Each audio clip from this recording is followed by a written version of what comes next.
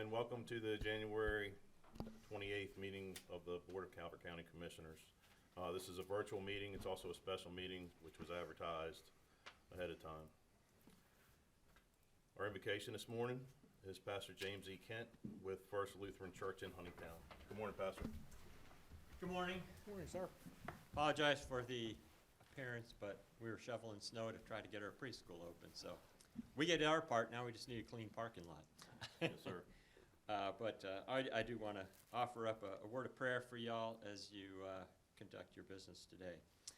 First of all, as I begin, I'd like to thank God for all of our public works folks this weekend for getting our roads cleared, keeping them safe. I want to thank God for the work of our emergency responders, our law enforcement in the area, keeping order in this time, and for all that they had to do out in the elements. So we thank you, Lord, for keeping them safe in this time, and we thank you, Lord, for also keeping our residents safe.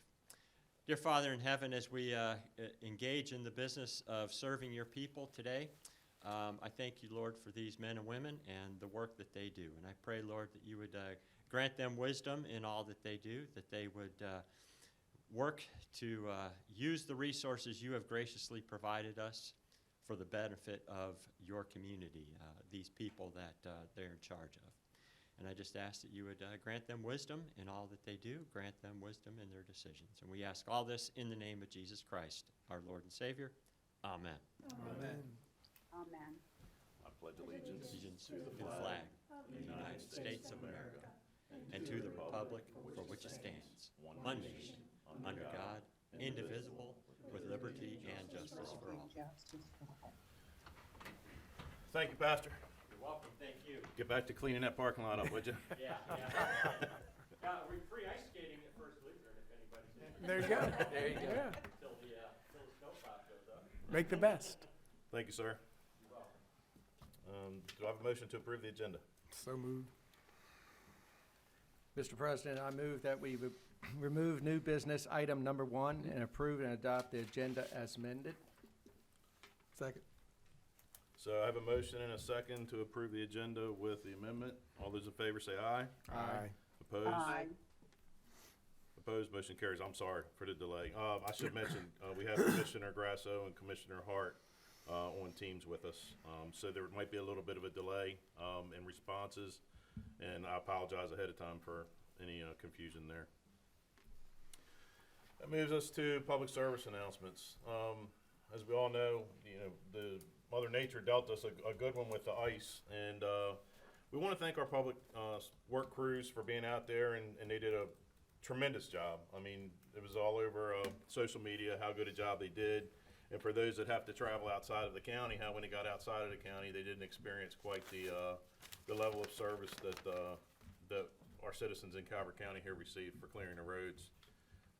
It was without a doubt challenging with the ice, particularly if people went out and I guess got the snow off before the ice came, and it was a mess. But our plan was, before the storm, we knew how much ice was coming, so there was a delay in pushing the roads off, but that was done intentionally so that the ice was manageable, and it worked out very well, as most of you could see. And I guess the sunshine hit that asphalt, and it did wonders between that and the salt to get our roadways clear. But thank you for everybody involved, public safety, the sheriff's office, and you know what, most important, you guys, the citizens, because unfortunately I had to go out a couple times during it, and there was no traffic on the road. So the citizens did their part and heeded to requests and actually stayed home and allowed the crews to get their roads cleared off. If you watch the weather, it looks like the potential for something this weekend is hit or miss. It could stay south. Let's hope it does. I have to say, I used to like snow until I got this job, and now I started looking at numbers, how much snow actually costs us to clear our roadways, and it's a significant amount. So let's hope this one stays south of us. Schools are, like I said, we're continuing to be closed today. It's, I guess, unknown whether or not they're going to open tomorrow. We'll see what that brings.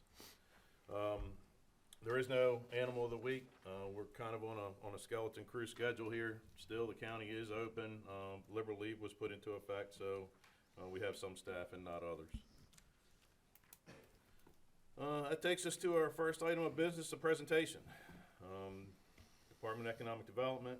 It's a presentation by the County Administrator of Mecklenburg, Virginia.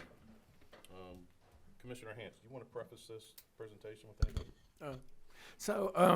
anything? Excuse me, we heard a presentation by the county administrator from Mecklenburg County in Virginia at one of the meetings we went to about data centers. Mecklenburg County's been doing data centers for a few years now. Director Oberg reached out and asked if he would be willing to come in and give us a little presentation about what they went through when they came to their county, issues they faced, a little bit about the process. And we're just trying to get prepared. Everybody knows it's no secret that Constellation's trying to find a client to put some data centers on their location. So right now, as of this morning, as far as I know, no deal's been signed with Constellation. And we're just trying to get prepared. And we thought this was a good way to get some experience from somebody that has been through it before. So, Director Oberg? Very well said, Commissioner. And I think in the spirit of time, and since we've got our guest here, I'll go ahead and just hand it over to County Supervisor Alex Gottschalk from Mecklenburg, Virginia. And thank you so much for joining us today. I know that you all have been dealing with your own snow and ice removal as well, so thank you very much for taking the time to talk to us today. Well, thank you for having me, Mr. President, members, commissioners. I appreciate the opportunity to comment and weigh in on what is potentially one of the most pressing public policy topics facing local governments today. So I wanted to start off by situating where Mecklenburg County is for those of you who wouldn't be otherwise familiar with us. We are a small rural county. We have about 30,000 people, and we are located in southern Virginia on the North Carolina border. So we are actually as close to Raleigh, North Carolina as we are to Richmond, Virginia. In the 20th century, Mecklenburg was most known for two items: tobacco cultivation and being adjacent to a notable water resource used for second home ownership, recreational activities, and non-resort tourism. I hope those two items sound awfully familiar because I believe those are things that Calvert was also well known for in the 20th century. We were the type of rural community whereby a state prison was viewed as a great source of economic development and had quality jobs that people strive for. And I mention that specifically because 15 years ago, we had a major state correctional institute that closed. And 6 years ago, in 2019, the site of that former prison was purchased by a data center player and has been completely transformed. So we went from having a vacant old prison site, and now in 2026, that particular campus is worth well over $1 billion in real estate assessment valuation. So we went from getting no direct revenue on that because it was state-owned property to obtaining our taxable real estate value off of over $1 billion in assessment value. So that is just a very quick, easy way of measuring how impactful this industry has been to us. Data centers first appeared here in Mecklenburg County over 15 years ago. We have been one of the early players in what is the campus model of data center development. The campus model is a little bit different than what you would see in many parts of Northern Virginia. It is larger. The buildings are sizably bigger, but they're also better set back. They are further off the road because they have the space to do so. The campuses here range generally between 200 and 600 acres of property. So in many cases, you can't even see the buildings. In some you can, but in others you cannot. The first campus took a long time to develop. It was about 10 years in duration build out from the time of the first building until it was fully built out. Many of the campuses since then are operating on a pretty similar schedule. And that is something that I think is important to take into account. Just because a data center appears on your docket does not mean it will happen tomorrow or be fully built out the day after. In many cases, it takes up to potentially 2 years to go through all of the permitting process available for this industry. And then in many cases, it takes up to 2 years to build out each individual building. And so if you have multiple buildings, you can be looking at quite a substantial construction period for any individual campus. One thing to remember is just because you have the rezoning hearing does not mean that people are going to remember that that happened at the point of land disturbance.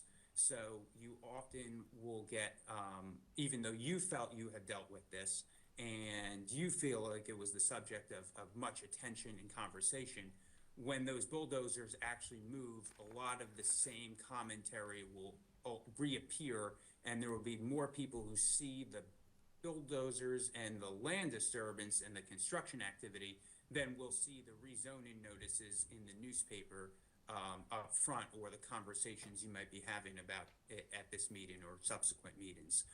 So that you're always kind of in a spot of re-education on this particular topic.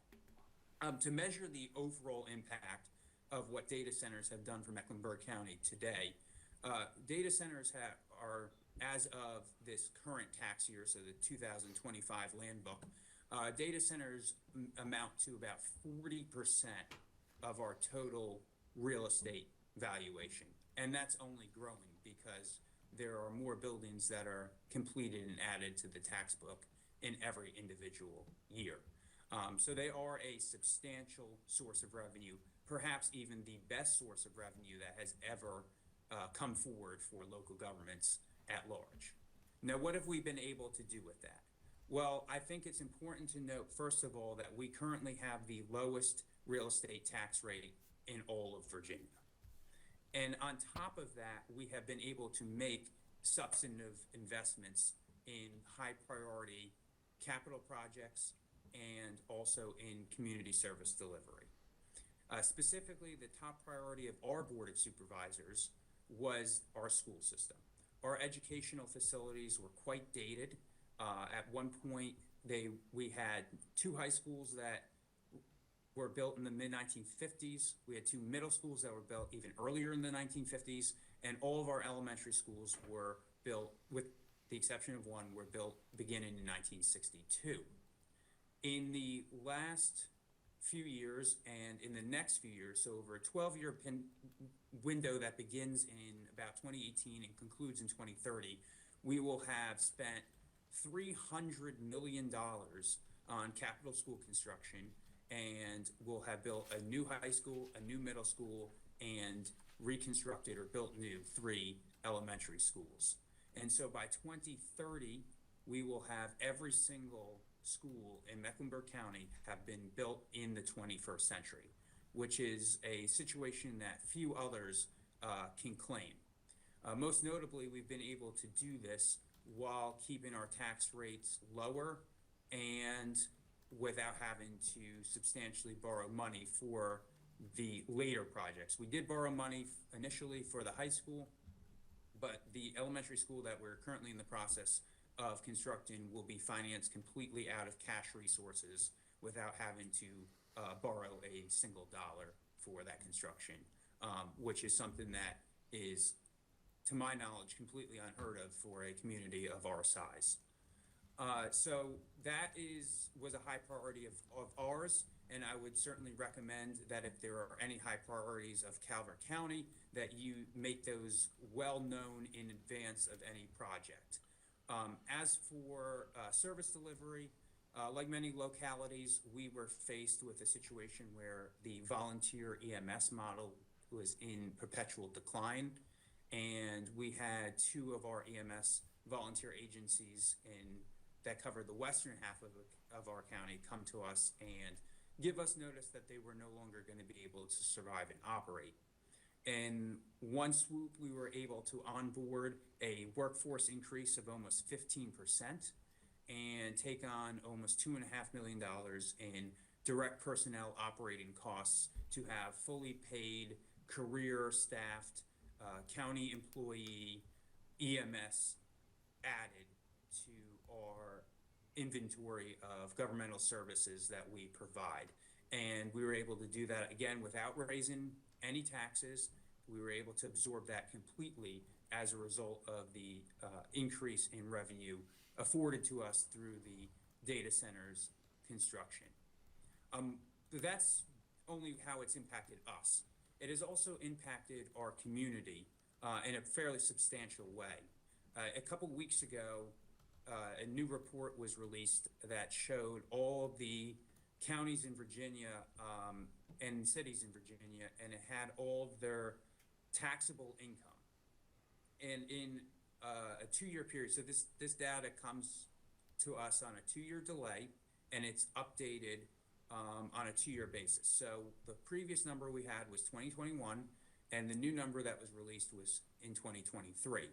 In our community, in that 2-year window, our income tax, the total income that was available to people in our community that was then subject to the income tax increased by $55 million. In 2 years, in a county of 30,000, we had a $55 million increase in income available to the residents of this community. That is just a substantial increase. And although we don't know that it's 100% related to the data centers, there is no question that that industry is a leading player in that sum increasing. Now, I'll note that Virginia does not allow for income taxes at the locality level. So we have made our money, so to speak, off of that through consumer-driven spending. However, I am aware that Maryland does have locality income taxes, so that is another benefit that would accrue to the county. But it's also meaningful, of course, to our citizens to have that extra income available to them. On the employment front, now there's a lot of conversation about employment and data centers not providing substantive amounts of employment. And it can be the case that if you're in a Northern Virginia setting and you do have major companies that have a lot of labor base, that this industry may not provide that much jobs. But we're not one of those places. And I imagine, based on looking at your top employers list, that is not the case in Calvert either. In our situation, the average building provides 30 to 50 direct full-time jobs. That's after construction. And then you have the construction jobs on top of that. That provides a lot of extra impact to our community. And in fact, if you take them in the aggregate, the total direct jobs employed by the industry itself is now our second leading employer. It's ahead of our school system, and it's only behind our hospital. So they have provided quite a way in that, and they do pay substantially more than the general income of other jobs, other employment opportunities in this county. So I think you all have done a great job in terms of identifying where you want this industry to go and to get the zoning codes amended to put it in place. That's always a recommendation that I have when I speak to communities. But a couple other items that I would just put out there for you all to consider. Number one is, if there is any site access improvements that need to be made in the places that you all are intending, I would recommend that be implemented ahead of time. So typically what happens in economic development projects is the metric that people, at least in our case, what our Virginia Department of Transportation looks at, is the regular operations traffic when the facility comes online. That's just the standard measure for when road improvements need to happen. But this is a kind of a unique situation whereby the construction traffic is actually more substantial and more impactful from a trip generation perspective than your full-time employment base. And so if you don't have those site improvements, the site entrance access, turn lanes, median or cuts, anything that has to do with access to the site, it's going to be worse if you wait and let the construction traffic commence prior to its improvement. So I would certainly recommend having any of those agreements be put in place up front. The other thing I would note, there are some downsides of data centers like any other industry. One in particular that I think has certainly materialized is there is housing displacement. That large construction workforce has resources that are typically in excess, whether directly or from the worker perspective or indirectly by the company assuming the costs, than the average service worker has. I think that's particularly true for the tourism industry. And so I know that some of those folks probably live in your community and work at anything that is in and around the Bay. That is going to be a cause of concern because people may not be able to retain the housing that is currently available to them. So any ability to generate additional housing starts before the industry arises is recommended. If not, just be prepared that rents could well increase. Although I would also note that in Calvert's case, the typical home value is probably more substantial than it is for us. So those are just a couple notes that I wanted to make, and I will, at this point, yield for any questions that anyone might have. So, so your data centers, what source of water are they using? So the water they use is generally in the system at large. We do pull from a lake. We have a large lake that is our raw water intake. And what has happened is the industry has agreed to develop additional capacity in our water treatment plant that is equal to the amount of allocation that they have reserved for themselves. So we haven't actually lost any water availability to the general community. We have been able to expand the plant. That being said, we do have a situation whereby DEQ in Virginia has not even granted us a permit to use the full capacity of that plant expansion because the waters actually used rather than the waters reserved or allocated are much less. And so they go by actual allocation, actual use, not allocation. And so I think that's a measure of how much of a lesser impact the actual usage of water might be than what is stated, because the numbers that have to be reserved are at the worst case scenario, the highest day, the hottest temperature, multiple days in a row of adverse heat situations. But in actuality, the amounts, those are sparse. Those happen a few days a year, and the actual usage is much less than that. Are they all using closed loop system? They have not moved to that model at this point. Most of our data centers existed prior to that being a technology that was implemented. I do believe in the future there is going to be a move to that model, but generally the traditional evaporative cooling chiller model is what is employed here in Mecklenburg County. And we hear about noise. Do you have issues with noise? Has never arisen here in this county.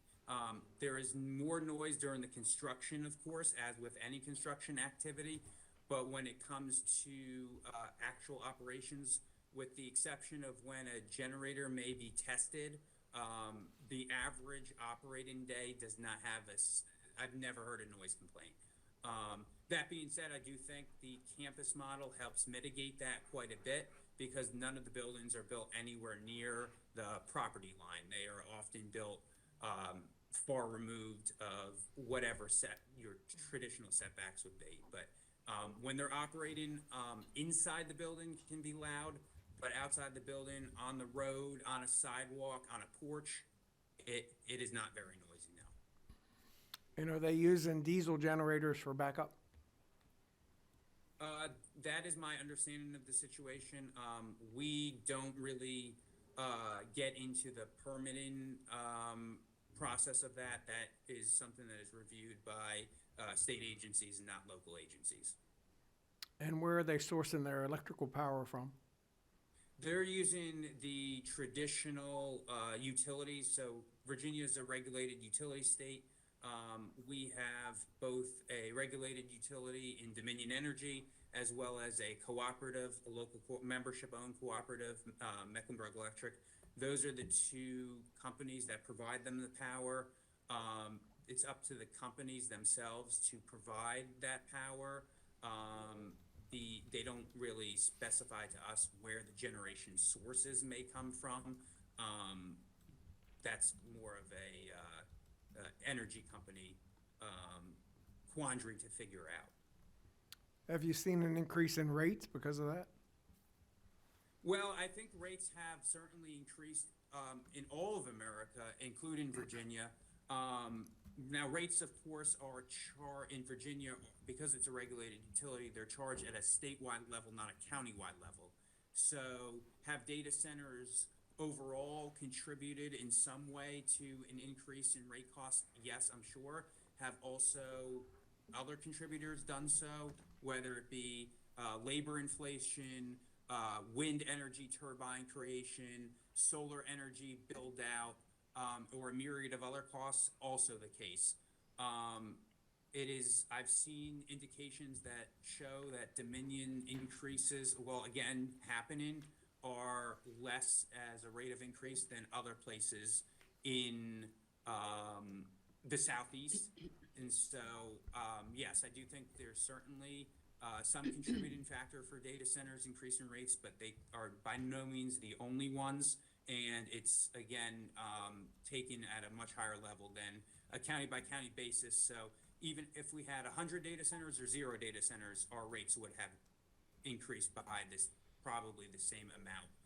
I don't believe anything we have locally done impacts it materially one way or the other. So when they first came in, did they try to negotiate for a lower tax rate? So when we had the industry first come to us, there was conversations about making adjustments in the business personal property for computer equipment and peripherals only. That is something that is allowed by Virginia law and is something that many localities, including ours, have done. They do pay the exact same real estate rate that everybody else pays. They pay the same business personal property rate everybody else pays on the traditional business personal property, whether that's a desk or a chair or some other form of equipment. It's only on the computer equipment peripherals, specifically the servers, the racks, that there is a differential tax rate that is applied. And that is primarily done because the value of those pieces of equipment are so substantial that it's just different than any other piece of property. But what we have in Virginia too is we have something called the machinery and tools tax, which is a tax on the equipment that would be in a traditional manufacturing facility. And so what we did is we linked the two. So we set a separate computer peripherals and equipment rate that was at the same rate that our manufacturers would pay on their machinery and tools. So it was less than their overall business personal property, but it was in line with what we felt was a similar measure of what this should be viewed as. And how much difference was there in those two rates? So the business personal property rate currently today is $3.26, and the machinery and tools tax rate and the computer equipment and peripherals tax rate is 66 cents. So there is quite a bit of differential there. Yeah. And when they first came in, what problems have you encountered? So the biggest problems would be So I think that what I was starting to go down with the road improvements was definitely a huge problem that we had with some of the sites. A number of the sites were built onto what is our secondary road network, and those roads did not have suitable road beds to handle the significant truck traffic. These, depending on what site you get, you might have a enormous amount of earthwork that has to go into it. And so you have a lot of trucks that come on and out off the site repeatedly during the course of the day for months at a time. And so our secondary road bed network was not suitable or sufficient enough to hold up to that heavy duration traffic, and in some cases fell apart they just straight fell apart. And so the industry did help pay to repair those roads, but those are things that should have been evaluated on the front end, and there should have been an assessment of the road conditions, and there should have been improvements made to those roads, road beds, to make them sturdy enough to handle the traffic, or another site should have been found entirely. That was a real source of frustration for a lot of citizens here in this county in those particular areas, when they were not able to travel down the roads that they were accustomed to travel down. Commissioner Hart? Thank you. Can you hear me? Yep. Yes. Yes. Well, definitely want to thank you. Very detailed, and you answered a lot of questions. And Commissioner, excuse me, Commissioner Hance asked a part of what I'm asking with the electric bills. That's one of the number one things that folks come to me about is electric bills. Sounds like you guys are on a co-op like we are. We're SMECA, where we're a few counties around. Did you get complaints from other jurisdictions? Well, two-part question. Did you get complaints from other jurisdictions that this affected their electric bills? And did you also hear anything that it put a strain on the grid for the state? That all of a sudden now they were having to buy other power to compensate for the loss of power from that. Was there anything electric related that you ran into? Or power, I should say, I'm sorry. So one thing that happened significantly was there was a lot of transmission upgrades that came as part of these projects. I would say that a lot of these upgrades probably should have happened anyway over time, and there was no other inducement for them to occur, but they were very visible, and they had to go in long stretches of territory, some of which were in our county and some of which are not in our county. And I think anybody who has a large power transmission line that comes through on their property is not too pleased by that. I think that's just generally a universal consensus. And so we did receive some commentary from our local community, and I know there was some from adjoining communities regarding the transmission build out related to these sites. Again, there is some benefit to our community to have sturdier, more resilient poles that pull more power to our area. I don't think that should be completely discounted, but certainly there was some discomfort related to them, and they're metallic, and they're much bigger, wider, and taller than your traditional brown wooden-like pole. So there was some pushback on that front. With respect to the rate part of it, or the ability to provide power, the rate part of it, nobody has come and complained to us directly about anything that we've done. But again, as I was saying, there's multiple sources that generate additional power bills. From a power provision standpoint, most of our early data centers were sited before the proliferation of the industry and overall. So I don't believe that the power, aside from having to upgrade the transmission line, I don't think it was a generation issue in our case on the early sites, because there was excess capacity. If a data center was to come in today and request a siting in our area and the provision of power from a operator, I do believe it to be the case that you probably wouldn't be getting power provided to you until the mid-2030s. And every day that passes, that's going to take longer and longer. So that would be an impediment today. That was not the case in, say, 2010 when we had a first campus model emerge, or in 2019 when the campuses started to expand here in the county. Thank you. Thank you very much. Commissioner Grasso? Yes, thank you for being here today. This has been very informative. Now, when you were getting this off the ground originally in 2018, correct? The initial site was located, our first ever data center occurred in about 2008. Our first campus was built. 2008. Our first campus was built in 2010, but they really expanded in the 2019 to 2022, that kind of COVID pandemic window. What resistance or hurdles did you have to, did you face with your constituency? None. None whatsoever. No, it was, you know, in 2008, 10, we were in the middle of a, great financial crisis. Jobs were being lost across the country, and that was on top of 30 years of decline of traditional industries here.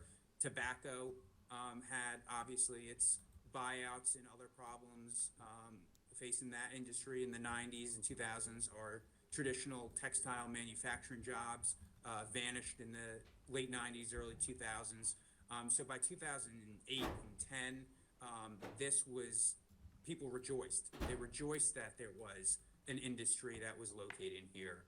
They were very glad that somebody was going to bring in additional jobs at a high wage point and into our county, and it was viewed as very much a source of pride that there would be a 21st century industry that would be interested in citing their location here in a rural county. So there was no objections at that particular time. Especially with the 2008 start of the recession in this country that gravely impacted our blue collar workers. I wanted to ask you another thing. Are you getting ready, or is it in your future to put more centers in your county? So we have a number of campuses that have been approved and have, let's say a campus hypothetically has 4 buildings on them, right? Or scheduled to have 4 buildings on them. In many cases in our county, we'll have 1 building today complete.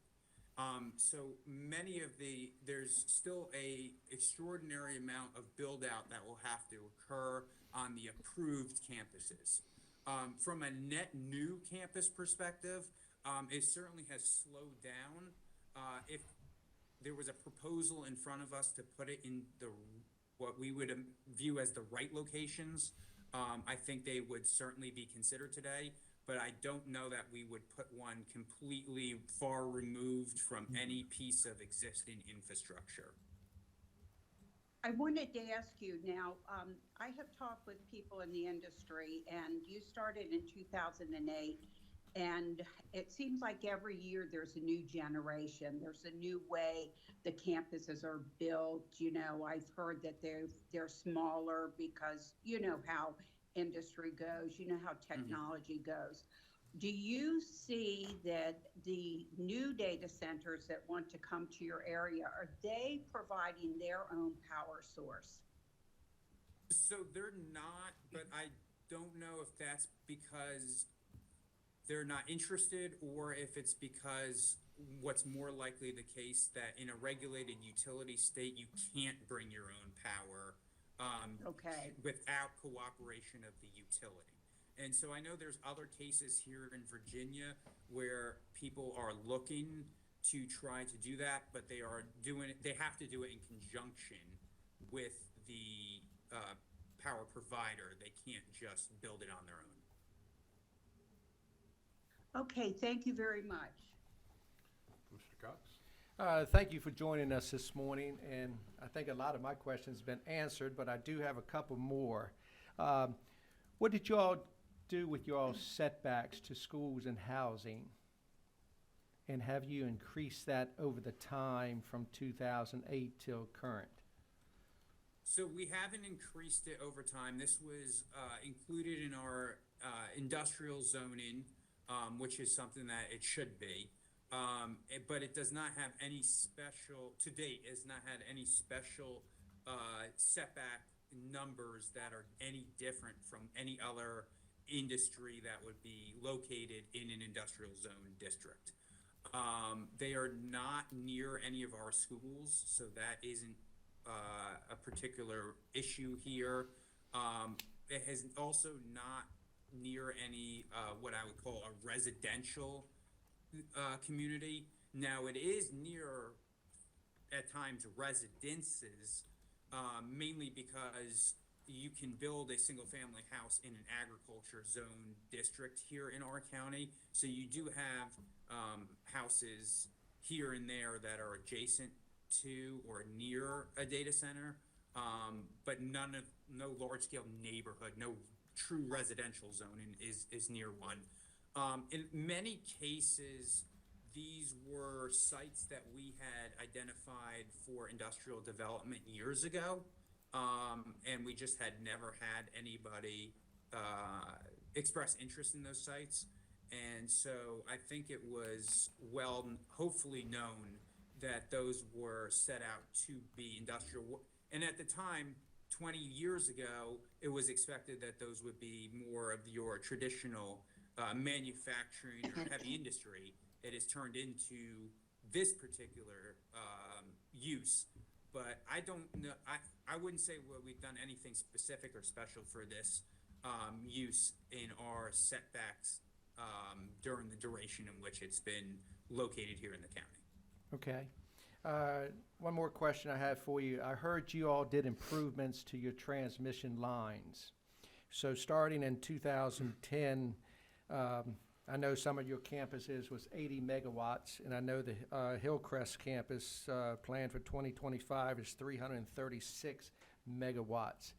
So my question is, the improvements that you have done already in them lines, will this new campus of 336 megawatts handle the new lines, or would there be new lines needed to provide for this new campus? Well, there's new lines in construction right now to provide for that campus. Okay. Is there any battery storage or on any of your facilities? Not yet. I do expect that to be something that happens in the near future, but it is not present at this particular moment. Got you.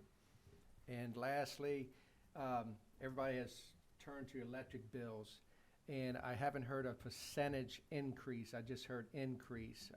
Do you have a percentage, a medium percentage that they increased? And second question, are they going to be increasing more with these larger data centers or just staying the same? I wouldn't have a percentage increase available to me. Everything's variable and dependent on people's particular usage and a number of activities, including rate cases that come before the Virginia State Corporation Commission. So that is not information that I would be able to cite. I do expect in all the forecasts from both the triennial plans, the SEC rate cases, as well as independent third-party studies indicate that rates will continue to go up in Virginia and in other states, but those again are set at a statewide level. They're not set at a county or utility account level. So that all is subject to a lot of different inputs, and of which I do not have access to or the ability to model. No, thank you. That's all I have. So question, you talked about $300 million in CIP projects for your schools, and all your schools are up to date. So did the end user come out and assist with these projects or claim any of these projects, or was that $300 million just in tax revenue that you have accrued from them, and what involvement in the community. Could you give some specifics on what the end users have actually done for your area? So that was financed from tax revenue. So it was an indirect way of financing it.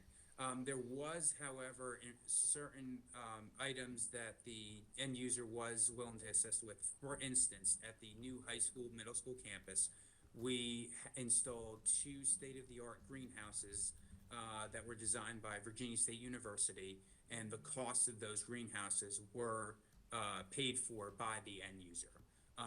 So those were, that's a great example of something that they themselves thought was important for our area and invested in. The end user has been willing to contribute to a number of different organizations over time. They have a grant making process of their own.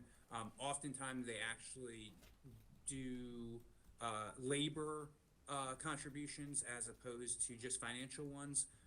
So they'll have their contractors building the site set aside, say, a day, a year, to go help with a community project. And an example of that, we have a state park here in this county, and one recent project that the end users contractor did was they went to the state park and they built out they rebuilt some of the park amenities, so like the picnic shelter. They built a handicapped accessible dock so that people in those situations could still have access to be able to fish just like anybody else would. And they've also invested quite a bit in enhancing our community colleges course offerings. And so, for example, we now have a data center simulation training place where you can go as a student and work on a old piece of data center server and learn how that operate it so you can be more day one employable. We also have a critical environments lab, which was the first one, to my understanding, in North America that was ever built, and that was done here at our local community college's workforce training center. So there's a multitude of different projects that the end user has been willing to take on directly out of their pocket to support in this area. That's all I have. A lot of questions have been asked, and it looks like to me, Commissioner Hance has more questions. So, we're a little special here in Calvert County. Our personal business property tax is $2.20, I think it's $2.23 or $2.20 something. A lot of areas around us don't have personal property tax. I think earlier you said you're collecting 66 cents for personal property. We would anticipate if a client comes here, they're gonna want some kind of rate adjustment. So in your negotiations, when they first came, did you hire any outside consultants to kind of help you through the process, or you all just did that on your own? We negotiated the agreements ourselves. I will say we did retain several external engineering firms to help develop the list of infrastructure projects and assets that needed to be upgraded as part of these projects. We don't have a county engineer's office, so we were very much reliant on third parties for that. But from a rate perspective, I would say this. Last year there was a large study, well, I guess it was December of 2024 now, but there was a large study that was done by the Virginia Joint Legislative and Audit Review Commission. And one of the items that was in there was a discussion of personal property rates. And I believe that they found that the average rate imposed in Virginia was about $1.25. So it is, it can be higher than the amount that we had, but we had a historic agreement that we were trying to maintain, which predated, I think, this industry's explosive growth. So there's probably a capacity out there to absorb a higher price point than there was 10 or 15 years ago. But I would imagine that is a conversation that you all will probably have to engage in. And we just did the county administration and county attorney was the people who actually negotiated it. And we've also learned that the equipment depreciates really quickly because it doesn't last that long. They replace it every 3 or 4 years, and so we've been told it depreciates 50% the first year and 20% the next year, and usually by then they're getting ready to replace it. So have you seen a fluctuation in your revenues that you collect because of that, or do you have some agreement that kind of levels that funding out? We do not have an agreement that levels it out. I think that is certainly a long-term concern. We've been in a status here whereby we have so much new growth being built that it entirely offsets, and many times even more so, the depreciated equipment. So I do think that is a concern, especially if you have a small amount of centers, and once they're, let's say, a mature development. But that has not been the case here because of the continued expansion of the industry. But yes, there is a step-down schedule that is fairly significant from the first couple of years that potentially could cause the problem that you're bringing up. Because when we look at, what we learned about the criteria that they need for siting, they have to be next to large transmission lines, they need water, because we would never let them draw out of an aquifer to cool their equipment. So when you look at access to water, the criteria for transmission, keeping them away from residential neighborhoods, we have very limited opportunity. Probably only 2 sites in the whole county where we would ever want to situate one if somebody came. So, we're trying to make sure we do it right the first time. We don't want to have a board look back 15 years from now and say, boy, you really screwed that up. Right. So we have been kicking around the idea of hiring a consultant to kind of help us negotiate through if somebody comes forward to make sure we have enough knowledge in the room and experience, that we don't miss something. So just wondering if you all had done that, but. Yeah, I certainly think you could be able to negotiate that kind of depreciation schedule. Everybody kind of has their own schedule. I don't think there's one uniform best practice adopted rate. So some people have a greater step down and some people have a lesser one. And that's certainly a potential point that you might want to bring up and hold to is more of a modest depreciation schedule to avoid some of those concerns. I will say that we've never had a situation here because, like you're saying, they do get replaced every couple of years where it's gone completely down to the bottom of the depreciation schedule and ran out of taxable value. And earlier you said that you all paid for infrastructure improvements for the roads. Why didn't you make them pay for those? No, they did pay for it. Oh, I'm sorry, I misunderstood. I think that concludes my questions. Thank you very much for your time today. It has been very helpful. It's been very helpful. Thank you. Does anybody else have any other questions, Commissioner Grasso, Commissioner Hart, before we let this gentleman go? No, thank you very much for your time. I'm good. Thank you very much for your time. It's been very helpful. Thank you. Thank you. Thank you. Thank you for coordinating with him to have him here. Alex, we appreciate your time, and good luck moving forward with your projects. Well, thank you. And, as this goes along, if you ever would like to talk to me again, I'm happy to do so. And once we get a little bit more seasonably better weather, I'd certainly be happy to come up there. Come visit. Come yeah, on absolutely. Hey, our roads are good. Now, getting here might be a different story. Anyhow, no, thank you for your time. Have a great day. Thank you. Thank you. Thank you. Go down there and fish. Yeah. There, I don't know. So, Mr. President, we've been spent the last months trying to prepare if a client does come forward. I mean, right now today we don't know if somebody's coming or not, but I think I have a motion. Go ahead, sir. I would make a motion that we start the process to mandate that any data center coming to Calvert County use the closed-loop cooling system. because that greatly reduces the water that they need. I would also, in my motion, that we ban any data center from drilling a well for cooling purposes.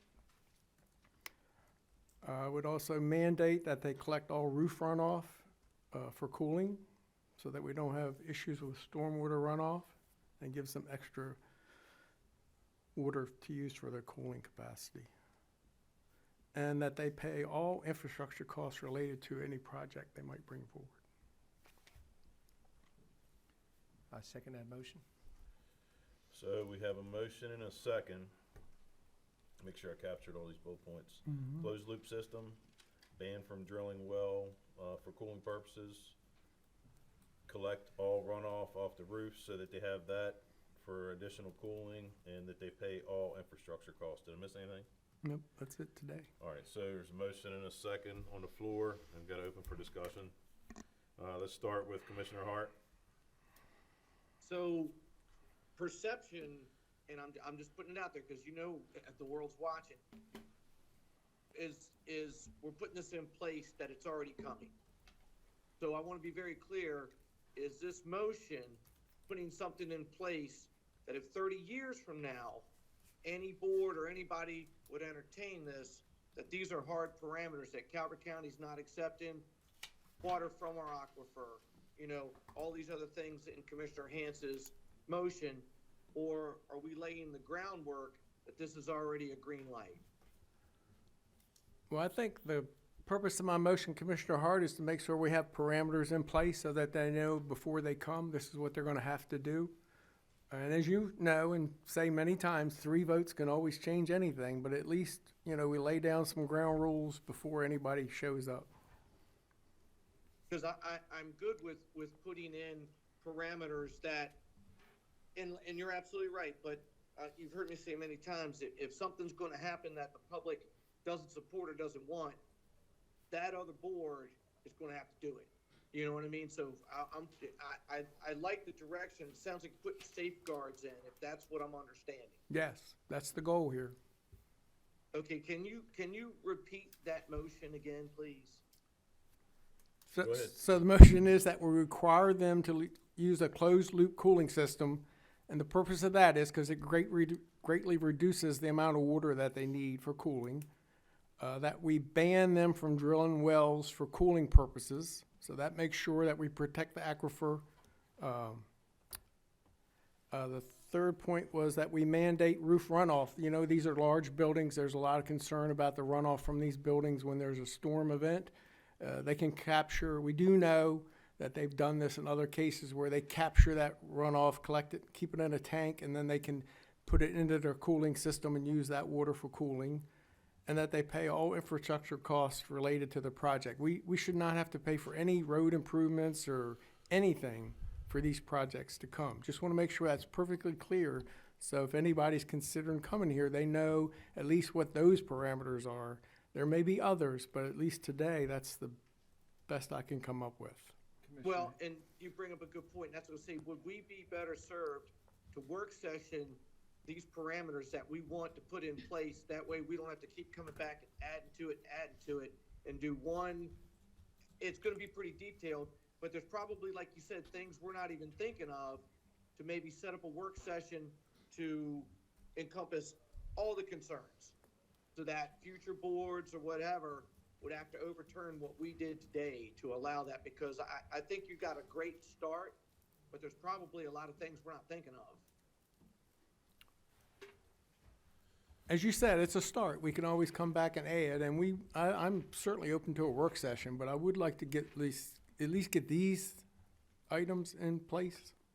It's a start. Would you be okay with amending the motion to putting this on today, and in a future time do a work session to encompass maybe anything we missed? Sure. Okay. I'm good with that. This is Commissioner Grasso. I like all 4 of these. I like the clarification for the public that this doesn't mean we have signed anything, we have agreed to anything with a data center. We are just setting up parameters, safety nets. But how does this have any teeth? Where does this motion end up? So Commissioner Grasso, we would have to do a text amendment and put it in a zoning ordinance for it to have teeth, which could be Excellent. done after the work session that they've discussed. Excellent. That's where I would like for it to be. I just don't want us to vote on something and then we say, well, there was a motion. Right. I wanted in black and white. Yeah, so Thank that would, you. we'd have to make a recommendation for the staff moving forward to go ahead and start drafting that. Thank you. Okay? Commissioner Cox? Good. Commissioner Hance, would we like to amend the motion to do Tier 4 generators also? I'm open to Just- anything. just to clean up Yeah. the, environment, Tier 4. I know Frederick County did Tier 4 generators and went over very well, so. Commissioner Cox, for the public, explain what a Tier 4 generator would be versus. It's on your diesel generators and it's just cleaning up the Emissions. emissions control on your generators. I hadn't thought of that sitting here, but Are you fine with amending that and adding that as a bullet Absolutely. point? Okay. Commissioners, Linda Turner, County Administrator. Pam Lucas, County Attorney, needs to comment on this motion. Okay. Go ahead, Pam. Yes, good morning, Commissioners. Just wanted to highlight that with respect to the tax amendment, if you would amend your motion to incorporate that as well into whatever motion is being put on the floor at the moment, I'm sorry, I missed, what was your recommendation? that your motion incorporates that this needs to be also a text amendment placed in the zoning ordinance. Absolutely, yeah, that was my intention, I'm sorry. Okay, thank you. I was thinking on the fly, but as President Ireland said, that's how we put teeth in this, is we start the text amendment process and get it in the zoning ordinance, so that it's in the rules and regulations. Okay. So you want to tackle this, read through your motion. The only thing we have to add is Tier 4 generators, And then a future work session. a future work session, and a text amendment. I think our next meeting is February the 10th. 10th, yeah. So my motion is that we require a closed-loop cooling system, we ban drilling wells for cooling systems, we mandate roof runoff collection for cooling, that the client pay all infrastructure cost related, that we require Tier 4 diesel generation if that's the type of backup generation they would use, and that we schedule a work session for February the 10th to discuss other items that we may want to include in this process. Because Director Brinkley sitting out here, it's not going to happen so fast we can't add to it after the 10th, correct? Jason Brinkley, Director of Planning and Zoning. Correct. We can have a work session on the 10th and get direction on anything else we want to add in that.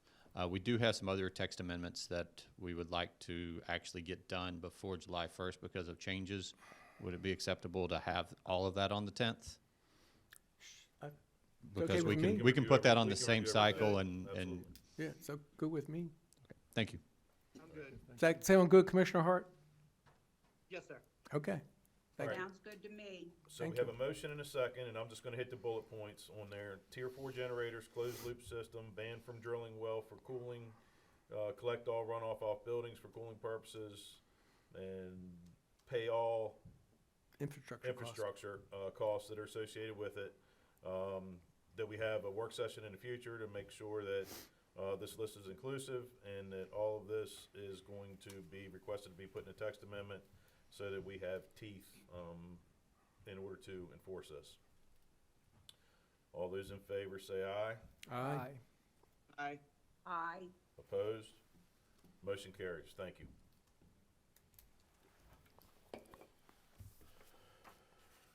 That takes us to appointments. Emily? Good morning.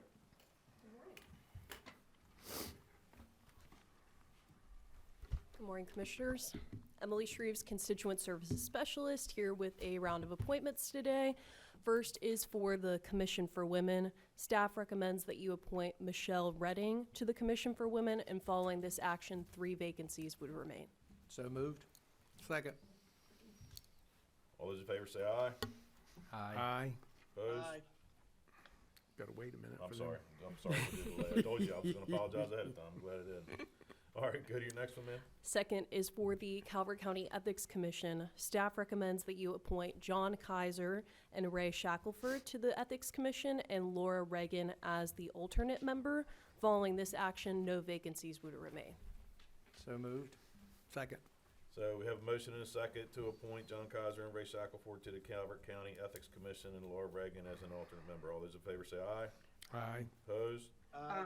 I'm sorry, did it again. We'll try it again. Three's a charm. Go ahead, Emily. Thank you. Third is for the Parks and Recreation Advisory Board. Staff recommends that you appoint Brad Ray as the District 3 representative, and following this action, no vacancies would remain. So moved. Second. So I have a motion and a second that we appoint Brad Ray as a District 3 representative to the Parks and Recreation Advisory Board. All those in favor say aye. Aye. Hey, I did it. Yeah. All right, Emily. Thank you. Motion carries. Fourth is for the Board of Library Trustees. Staff recommends that you appoint Emily Barson to the Board of Library Trustees, and following this action, no vacancies would remain. So moved. Second. So I have a motion and a second to appoint Emily Barsons to the Board of Library Trustees. All those in favor say aye. Aye. Opposed? Motion carries. Fifth is for the Environmental Commission. Staff recommends that you appoint Richard Rapier and reappoint James Levin to the Environmental Commission. Following this action, no vacancies would remain. So moved. Second. I have a motion and a second to appoint Richard Rapier and reappoint James Levin to the Environmental Commission. All those in favor say aye. Aye. Opposed? Motion carries. And the last item under appointments today is a bit different, and I do have a memo for it that I will go ahead and quickly read. Background: the Board of County Commissioners conducts an annual review of its representative assignments to external organizations and committees. Discussion: as part of the annual review of the Board of County Commissioners' representative assignments, staff recommends 3 changes from the prior year: appointing Jessica Gaetano as the county's representative to the Metropolitan Washington Air Quality Control Committee in place of Amalia Pleak-Tam; Danielle Russell as the county's representative to Ann Circle in place of Linda Turner; and Commissioner Todd Ireland as the county's representative to the Calvert St. Mary's Metropolitan Planning Organization in place of Commissioner Buddy Hantz. Fiscal impact: none. Conclusion and recommendation: staff recommends that the Board of County Commissioners consider Jessica Gaetano as the county's representative to the Metropolitan Washington Air Quality Control Committee, Danielle Russell as the county's representative to Ann Circle, and Commissioner Todd Ireland as the county's representative to the Calvert St. Mary's Metropolitan Planning Organization. All other Board of County Commissioners representatives would stay the same in 2026. So moved. Second. So I have a motion and a second that we appoint Jessica Gaetano as the county's representative to the Metropolitan Washington Area Quality Control Committee in place of Amalia Pleak-Tam, and Danielle Russell as the county's representative to Ann Circle in place of Linda Turner, and myself in place of Commissioner Buddy Hantz. All in favor say aye. Aye. Opposed? Motion carries. Thank you. Thank you, Emily. Appreciate it very much. Thank you. And that takes us to our next item, is consent. We have 5 items on the consent agenda for today. I'm going to read through them. Number 1, Department of Public Safety, First Amendment Lusby Tower Lease Agreement with Cellco Partnership Verizon Wireless. 2nd, Department of Parks and Recreation, Forest Service Prescribed Burning. 3, Department of Planning and Zoning, recertification of Calvert County's Agricultural Land Preservation Program. 4, Department of Parks and Recreation, Maryland Department of Natural Resources Outdoor Equity Mini Grant.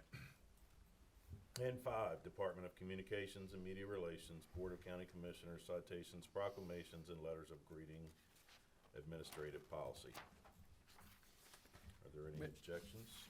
Mr. President, I move that we adopt and approve the consent agenda items. Second. So So I have a motion and a second to approve the consent agenda items. All those in favor say aye. Aye. Opposed, motion carries. I'm trying to let them participate. Yeah. So, moving along to new business. Ms. Moreland, you're up first.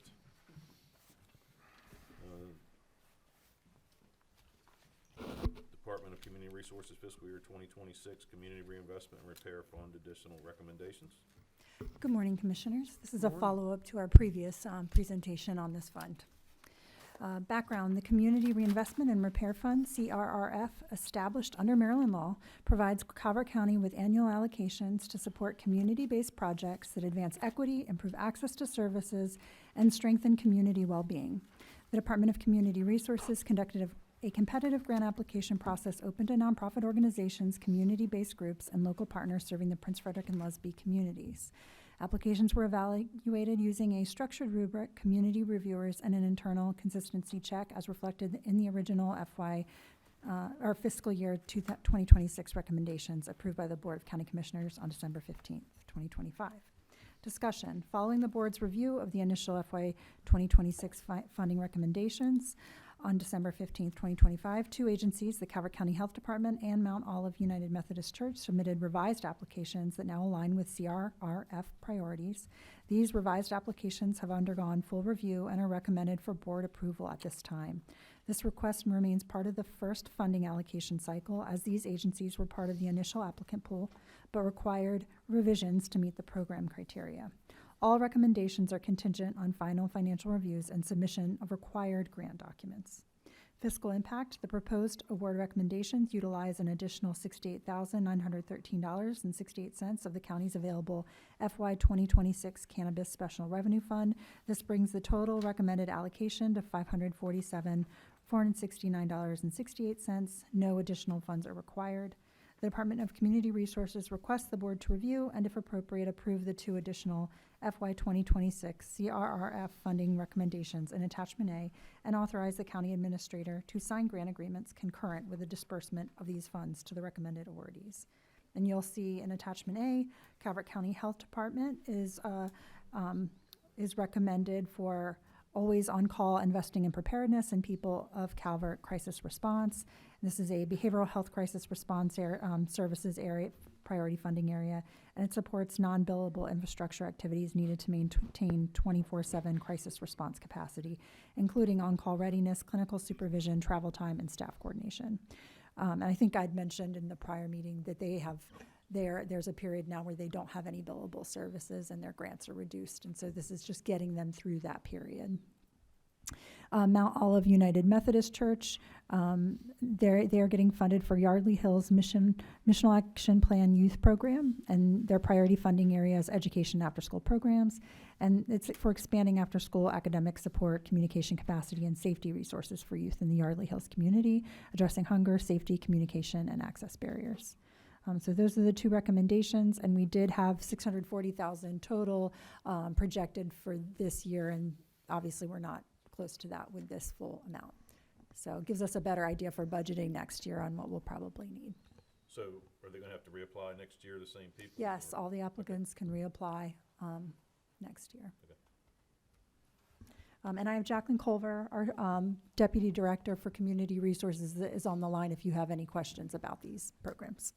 Commissioners, Linda Turner, County Administrator. Jen, we need one clarification. Sure. In the memo, it says the total recommended allocation is $547,469.68. Yep. In the attachment, it says 574. Yes, it should be I believe it should be 574.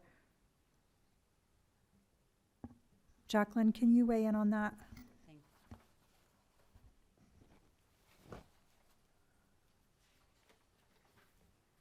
Hi, thank you, Commissioners. So the total amount should be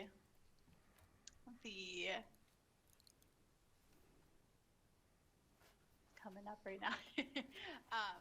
Should be that 574. 574, 4,069 and 68 cents. I believe my Excel just crashed. I know that she used Excel for the spreadsheet, though, so the formula Yeah. should be correct.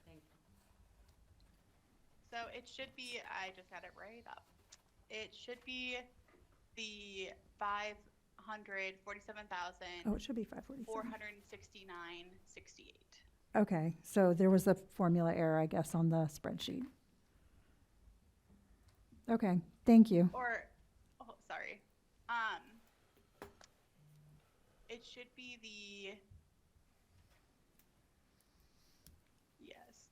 I will verify right now. I apologize. Sorry Sounds about like this, numbers may Commissioners. have been transposed there. I think so, yes. That's a classic Jackie move, so. So we can go ahead with questions if you're okay with that, Jen, and Sure. we'll come back to that. Yep, that would be fine. Commissioner Grasso. Yes, I have a question. The education and after-school programs, what does that look like? So I know that they've actually started some of that work with the Enough Act funding this past 2 years. And so Mount Olive has been very active in that community, providing activities, homework, after-school activities, and then also I know they've had some recreational activities that they've built in as well. I think they really just want to increase the community engagement and the trust, especially after the shootings that had occurred in back-to-back years. And so, you know, I know they've talked about organizing a basketball camp. And if you can recall, for years, they had there had been a number of youth-serving organizations that had a presence in that community. And I think when we started to see challenges in that community is when a lot of that support went away. So when we go back, there were some management issues. There were. And, Pastor Dana Jones got involved. Yep. You afforded him a lot of resources, and they started the different programs. Yes. And like I said, I mean, I think it's gotten quieter, unfortunately. And there was just another major incident not too terribly long ago. Yeah. But that's the background on this, how it got started. Yeah. They organize food drops for the community. They've been just incredibly active in engaging the community. And in addition to this, there is a resident advisory council that's formed in the community that's meeting several times a month. And their hope is to have a group established on behalf of the tenants and the owners for the HOA homes there that can, you know, work in tandem with the property management and owners in ensuring that there's adequate safety and resources there for the community. I'm sorry, Commissioner Grasso. I wanted to get that history out there for our citizens. Go ahead. Not a problem. Jennifer, are they approaching this strategically? Do they have a mission statement? Do they have strategic plan in place? And are they measuring outcomes? Yes, that was actually a requirement of all of these grantees. And Okay. in part, one of the meetings that, you know, if there were questions or concerns about how they were approaching it, they had to meet back with our deputy to review their goals and have, you know, more strengthened outcomes. And these particular applicants did so. So any kind of, you know, concerns, but it's tied in with their mission to support this community. And they have a lot of mentors from their congregation that are committed to these youth. Have we received a report on past outcomes? Yes, so part of the Enough Act funding, does require us to report on outcomes as well. So we had a report last year, which that was really just like a formative period for the resident council. So we have some experience working with this group, but I will say this will be their first time with this kind of program level. You know, in the past, it's been more about coordinating and advocacy within the community and security in the community. This is more program level work. So Sure, you have to start somewhere. yeah, we'll be monitoring. I'd be anxious to hear how successful they think it's going in a year's time. Thank you.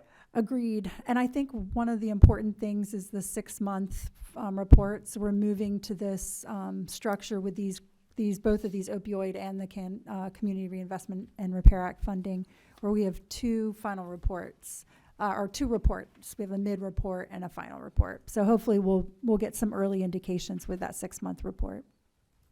Excellent, thank you. Commissioner Hart, Yeah. you have any questions for Ms. Moreland? No, sir. Okay, thank you. Commissioner Cox? No, I'm good. Commissioner Haynes? I think I'm good.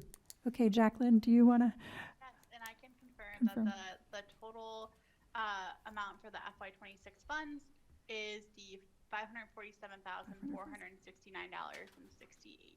So there's just that transcription in the memo there. Or in the attachment? Yeah. Yes, in the attachment. Very Great. well. We have a motion? Mr. President, I move that the Board of County Commissioners review and, if appropriate, approve the 2 additional FY 2026 CRRF funding recommendations in Attachment A and pursuant to Resolution Number 29-23, authorize the county administrator to sign grant agreements concurrent with the disbursement of these funds to the recommended awardees. Second. So I have a motion and a second that the Board of County Commissioners review and if appropriate, approve the 2 additional FY 2026 CRRF funding recommendations in Attachment A and pursuant to Resolution Number 29-23, authorize the county administrator to sign grant agreements concurrent with the disbursement of these funds to the recommended awardees. Any discussion? None. Done. All in favor say aye. Aye. Opposed? Aye. Oh, I did it again, I'm sorry. Opposed?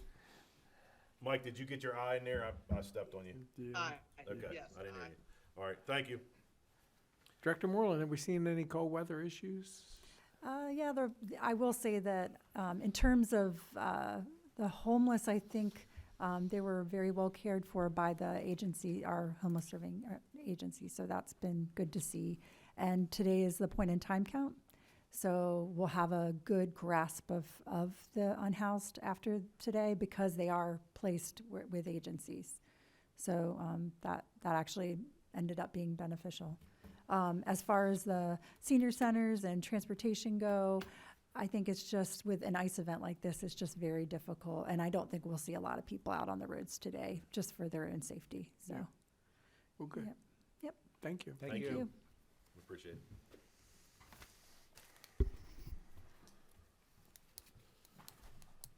That takes us to Department of Technology Services, approval of multi-year contract for geographical informational system data collection.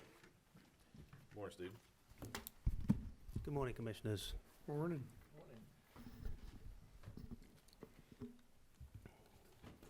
Okay, so I'll read the memo. Background. The Department of Technology Services, or TS, manages the implementation, support, and administration of Geographic Information Systems, or GIS, application for Calvert County government. As part of that work, the county conducts an aerial flyover every 2 years in late February or early March to collect mapping data. And we do that at that point because there are no leaves on the trees. The county's 6-year agreement with Pictometry doing business as Eagle View has expired. Discussion. TS is in the process of attaining a new 6-year agreement for biannual flyovers for Calvert County to gather mapping data. This new agreement will provide 1-inch and 3-inch imagery. Eagle View is expected to perform the first flyover in late February or early March 2026. By entering into a multi-year contract, Calvert County government secures consistent pricing throughout the duration of the contract, ensuring both financial stability and operational efficiency. Fiscal impact. The total cost of the new agreement is $302,400. An amount of $50,400 will be paid annually over the 6-year term of the agreement. Funding for this agreement is allocated in the TS Contracted Services account. Conclusions, recommendations. Staff recommend the board approve and adopt a resolution authorizing a 6-year agreement with Eagle View and authorizing the county administrator to sign the agreement. Coordination. Office of the County Attorney and the Department of Finance and Budget. And I will also start again by introducing myself because I forgot that. I'm very sorry. My name is Stephen Pereira. I'm the Director of Technology Services.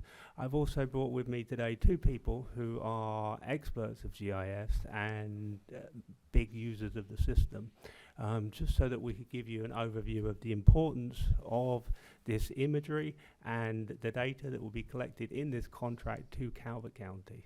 So I'll hand you over to Lionel. Good day, Commissioners. My name is Lionel Sewell. I'm the GIS Supervisor in Technology Services.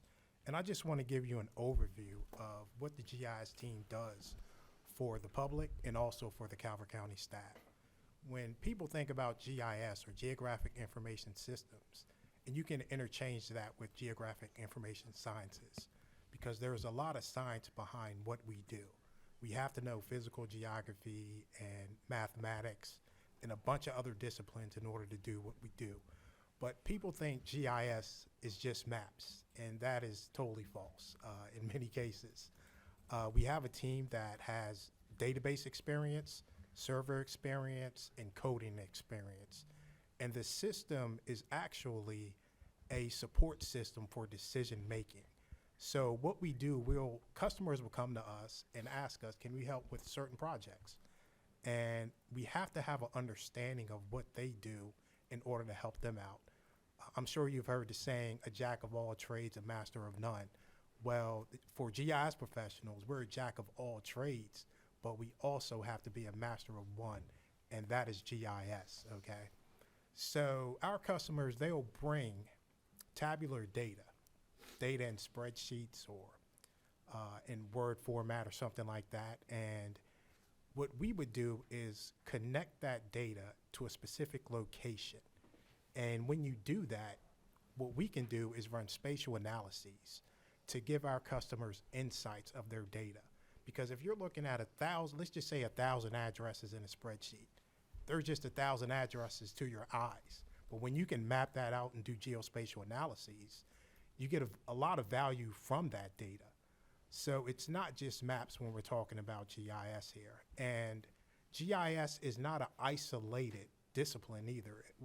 Our system, we have software that we use to fulfill all these requests for the staff and for the public, but we're also integrated with several other county enterprise systems that are critical, such as public safety.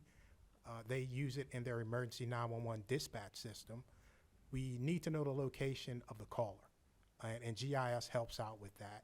Also in the county's permitting system, we provide resources and tools for planning and zoning and also to the public to help them out with their permits. And I can go on and on about the many applications and tools that we put out there.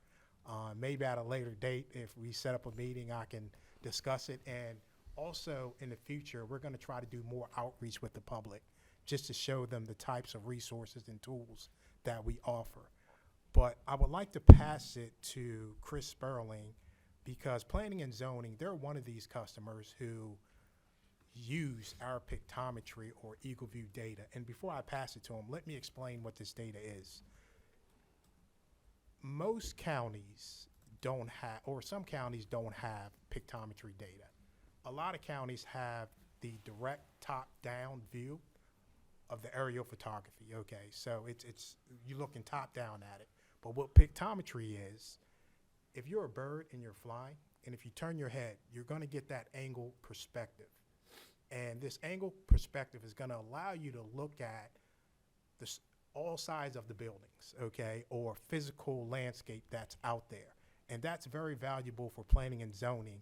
And I don't wanna step on your toes, Chris, so I'll pass it to you so you can share some of the use cases for planning and zoning, what makes it so crucial for you guys.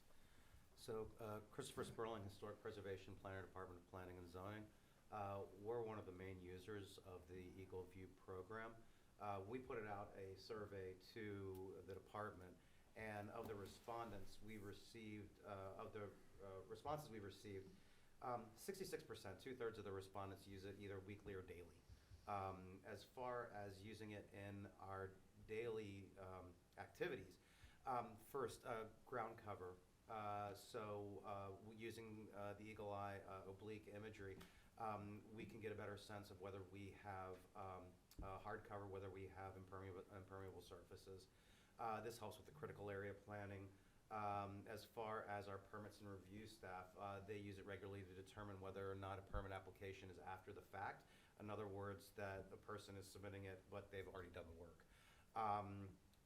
Other things that I personally use it for include things like verification of the SDAT data. SDAT, the state taxation office, tends to look at the age of structures as when the footprint changes versus when the structure was actually built. So for me to be able to go in and look at and get that overview to determine, I can get a much better gauge whether the date of the structure is accurate or not. When we're looking at other structures, we can gauge conditions of structures by able to go basically 360 degrees around it. Other functions that the property, that the program has, the platform has, that are widely used as far as the narrative responses we received, probably most useful is elevation. In other words, you can actually measure the height of a structure, the height of a tower, the height of a building, which is important for many, many things. I can even just say in my own personal work, cell tower height. Cell tower height guides the regulatory environment in which those cell towers operate. We have everybody responding from administrators all the way up through principal planners, and many of whom report using it on daily basis, checking for area, for heights, for elevations, and for existing conditions. So just to add to what you said, Chris, all of this data that we're collecting and that we get from our customers and even Eagle View, we turn it into clear, actionable information for employees. And that allows them to be more effective at what they do and also more efficient in their business operations daily.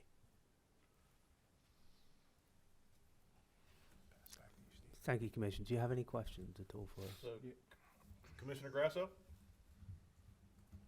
Well, I do want to know, has this gone up, has the, blah, blah, blah. Sorry, let me rewind. Has the cost of this service gone up tremendously? So the Just cost, for my own, the cost originally, well, 6 years ago, we were paying $40,400 a year, and now we're paying $50,400 a year, which is an annualized increase of 3.76% when you work it out across the 6 years. And the other thing is this imagery is much more detailed than what we previously had.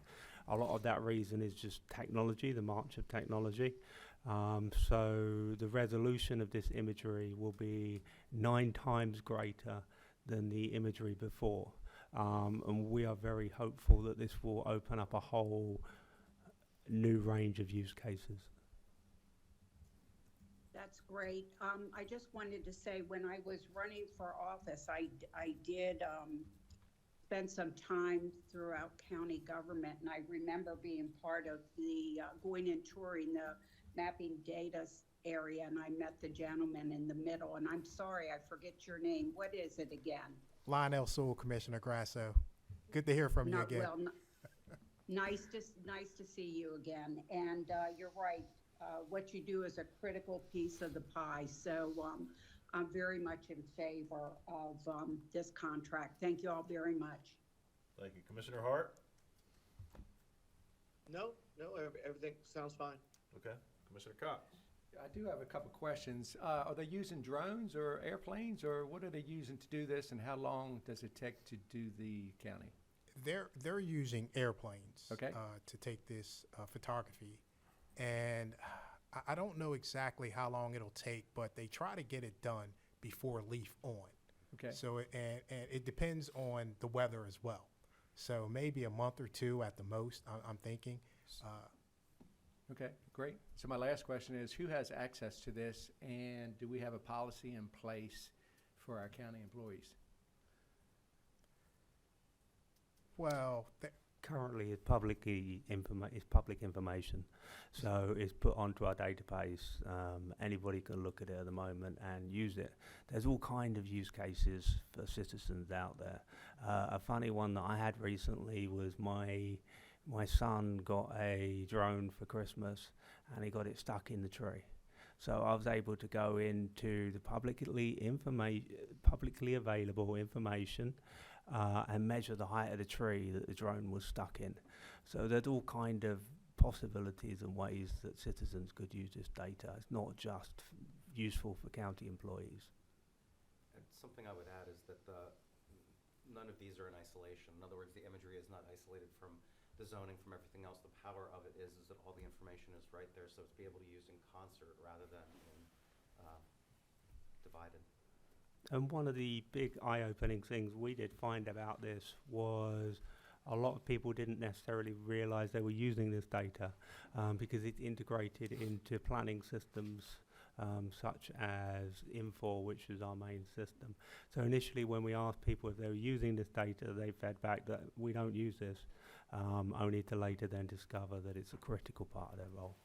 And it's also integrated with our public safety software as well for situational awareness when emergency personnel respond to an incident. Commissioner Hance. So that was my question. So do our police officers and fire have the ability to, while they're driving to a scene, pull that up so they know what they're going to look at when they get there? You know, They the size do. of the house and They do parameters have and. the ability to do it. They Yes. don't use it as much as what we thought they did. But GIS data as a whole is critical to dispatch of first responders. So it's integrated into our computer-aided dispatch system. So this data will fundamentally help first responders get to calls quicker. Have you ever done any outreach with the fire service? I'm just thinking, you know, I have a little experience. You get a call, it's for some address on some road. You have no idea if it's 1,000 square foot house or a 5,000 square foot house, or if it's all by itself or it's surrounded by buildings. And I think this would be a pretty valuable tool for an officer while he's responding to see, okay, this is what I'm going to have when I get on the scene. Absolutely, and for the past 6 years, they have been using it. Oh, good. Yeah, absolutely. Yeah. And dispatch, they're communicating with dispatch all the time. Yeah. So they're relaying that information as dispatch is looking at the pictometry data on their monitors. Yeah. So one of the things we do plan to do is once we implement this data into the system, is do a public outreach campaign. In addition to that, we do plan to reach out to internal departments such as Department of Public Works, just to explain the new possibilities within this data, because it is now 9 times more defined than what the previous data was. So that now gives you the ability to do things such as look at a pipe, see if it was degraded when the image was taken over, whereas when the image was taken a year or so ago, whereas previously that wouldn't have been possible. Well, the good news is you can see everything. The bad news is you can see everything. Mm-hmm. So with that being said, there are other platforms out here that are doing pretty much the same exact thing that citizens have access to, correct? Correct. Okay. Yes. So, I mean, one of the biggest concerns you always hear from people is their privacy.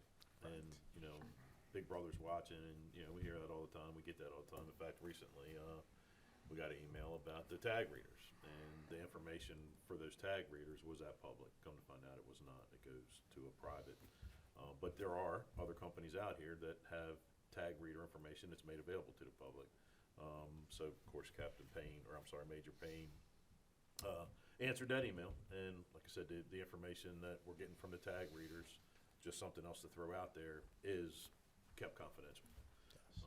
So that's part of it. But this is nothing that hasn't been done for years as far as the telephotometry goes, correct? Yes, Correct. this has been done for years. However, this is a much more, the imagery is much closer than what it previously has been. So in the past, we operated with 3-inch imagery within town centres. We will now have 3-inch imagery across the whole of the county. We have had to make that move because Previously, we had 9-inch imagery across the more rural areas of the county, but the company is no longer offering 9-inch imagery, so we don't necessarily have a choice. So across all of the rural areas, we'll be going to 3-inch imagery, which is the same definition that you currently see in town centres, and within town centres, we'll be going to 1-inch imagery. Okay. Does anybody else have any questions? I'm done. A motion? Mr. President, I move that the Board of County Commissioners approve and adopt a resolution authorizing a 6-year agreement with Eagle View as part of the Calvert County's government's management, implementation, support, and administration of the county's geographical information systems, applications, and pursuant to resolutions number 29-23, authorize the county administrator to sign the agreement on behalf of the board. Second. So I have a motion and a second. I have a question. The resolution number, should that be the same for the last one and this one? Because both the last item on new business was 29-23 as well as this one. That is authorization for the county administrator to sign. Okay, I'm just making sure that should be the same. That was all. Thank you. All right, so I have a motion and a second for the Board of County Commissioners to approve and adopt the resolution authorizing a 6-year agreement with Eagle View as part of Calvert County government's management, implementation, support, and administration of the county's geographic information systems applications, and pursuant to resolution number 29-23, authorize the county administrator to sign the agreement on behalf of the board. Any discussion? Hearing none, all those in favor say aye. Aye. Aye. Opposed? Motion carries. Thank you. Thank you, Thank you. Commissioner. Thank you. Thank you.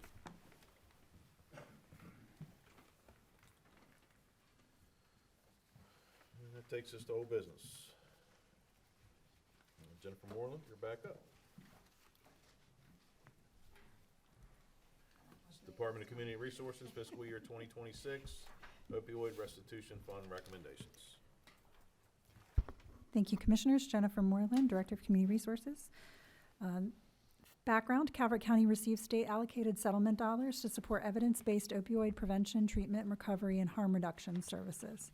In partnership with the local opioid prevention team, the Department of Community Resources established the local opioid restitution fund grant program and received applications from local partners seeking funding for eligible uses. Applications were evaluated according to state priorities, statutory allowable uses, organizational capacity, outcome measures, and alignment with Calvert County's local abatement plan. Discussion. The department received 6 applications. 3 are recommended for funding at this time. The remaining 3 applications were submitted for opioid readiness training by an external provider on behalf of the county's law enforcement detention center and first responders. Staff recommends setting aside a county-managed training fund, allowing these county agencies to procure opioid readiness training directly through standard purchasing processes. All recommendations are contingent on final financial reviews and submission of required grant documents. A full list of recommended awardees and funding amounts is included in Attachment A. The recommendations allocate funding from the county's opioid litigation fund upon formal adoption of Budget Amendment BA 2026-000528.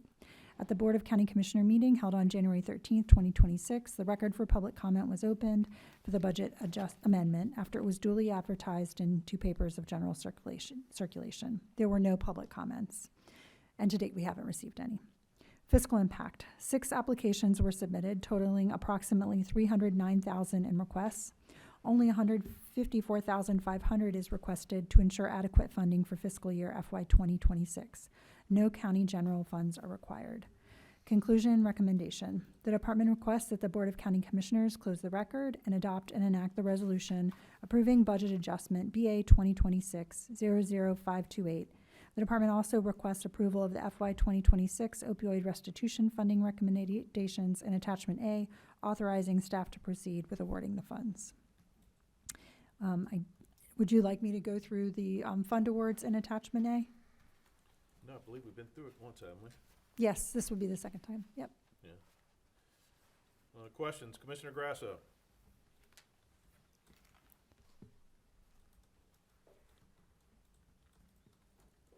I'm sorry, skip me for just a minute. I'm looking one thing up. Okay. Commissioner Hart? None. Commissioner Hance? No, it's the same presentation from before. We're just, Correct. Closing the record, approving. Have none. Commissioner Cox? Have none. Commissioner Grasso? Too quick. I'll stall them if you want. Wait 1 minute. Jen has something she can say. Go ahead, Jen. Yeah, well, I mean, Okay. I will emphasize that this grant is more rigorous in what is allowable. So evidence-based practices is one of the key hallmarks of this, which is why you didn't see a lot of applicants to this fund. But you were happy with what you got. Yes, and I do think one of our takeaways after receiving it was, and we did follow up with the applicants, is that, and we'll have continuing discussions about this. I want to make sure that efforts are always coordinated and collaborative between these agencies, the health department, the hospital, and other applicants, so that we're not duplicating efforts. So that was one of my takeaways in reviewing the applications. Commissioner Grasso? Let me just say, I had something written down here, and I think you've already addressed it. Thank you. Okay. Thank you. Do we have a motion? Mr. President, I move that Board of County Commissioners close the record and adopt and act a resolution approving budget amendment BA 2026-000528. I also move that Board of County Commissioners approve the FY26 opioid restitution funding recommendations and attachment A, authorizing staff to proceed with awarding the funds. second. So I have a motion and a second. Any discussion?